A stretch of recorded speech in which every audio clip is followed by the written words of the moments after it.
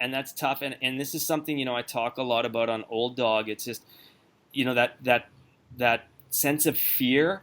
The fear is a prerequisite for massive dreams. If you do not want the fear, stay in the comfort zone. If you do not want that scary feeling, stay in your comfort zone. And I'm 41, and this is a lesson I'm finally learning now. And I'm Cool. okay. And So you're 41 years old. You 40, just learned 40, it. 41 years old, and I feel like I'm finally living the way I want to live my life. And I am so grateful. I have so much gratitude for this amazing woman who's in my life, because she calls me on my shit and she keeps me honest. And we need to have people around us who support us, who aren't just there blowing smoke up our ass, but are actually calling us on our stuff and forcing us to push outside that comfort zone. If you would have told me, so it's been 6 years now since I've been abroad.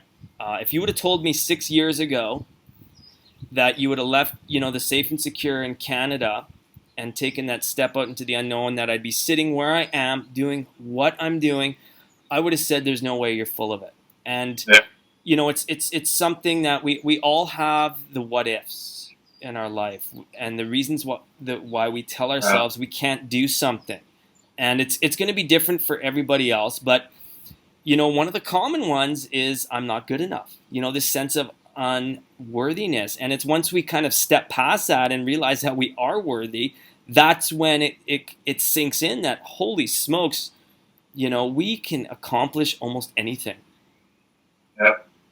And Definitely. I think for you, that's where the faith comes in. It's that sense that that God is in all of us, and I think it's really important too that people realize that we all have this amazing sense of empowerment in us. Whether you're a Christian, whether you're Hindu, Buddhist, whatever it is, what we're talking about, it all comes from the same place. It's all love. It's all love. It all comes from the same place.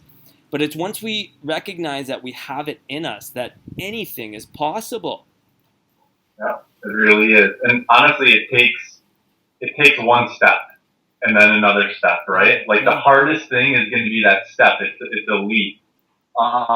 Maybe like a person used to be a runner, Darren, and they're now out of shape a little bit and they want to get back to running. That first step is going to be to grab the running shoes and put them by the back door, put a pair of shorts on and tie them up again, and just go outside and go for a walk or a jog for that first time. It might be 15 years. It could be anything like that. It could be a small step. It doesn't have to be moving across the world like we did. That's a big one, right? Yeah. But it's the small steps or the big steps. They're going to be different from person to person, and this is something we've kind of touched on. Is that people will look at the two of us and they're like, "Well, you guys have done these many Ironmans, and I mean but yet you have reservations about moving across the world." And it's like, yeah, I mean. Our fears are going to manifest themselves differently from person to person, and it's not a question of my fear is greater than yours. It's a question of, listen, we can all use that help and support and that inspiration from people like yourself, Tom, who've said, you know what, I'm scared. Yeah, it's scary. I don't know what's going to happen, but I'm doing it anyways. Yep, absolutely. Fear is it's a really funny thing because it's very personal. Yeah. But we've got people surrounded in our lives that want you to overcome those fears, right? Mm-hmm. And the joy and the satisfaction and the growth you get from kind of looking at that fear and on those fears, right? Mm-hmm. And the joy and the satisfaction and the growth you get from kind of looking at that fear and then tackling it is so rewarding. It's worth to get rid of those fears and just go for it. Yeah, but and I'll be the first one to admit though, it is bloody scary sometimes. Bloody scary. Yeah. And for a long time throughout my life, it would paralyze me. These fears would paralyze me. They would keep me, it's something I talk on the Monkey Brain blog spot a lot is, I always reach for that safe little fuzzy wuzzy comfy ducky blankie in my safe, secure comfort zone. And now it's getting out from underneath that comfort zone. And man, hey, I deal with fear on a daily basis, but it's moving past and moving through it. Mm-hmm.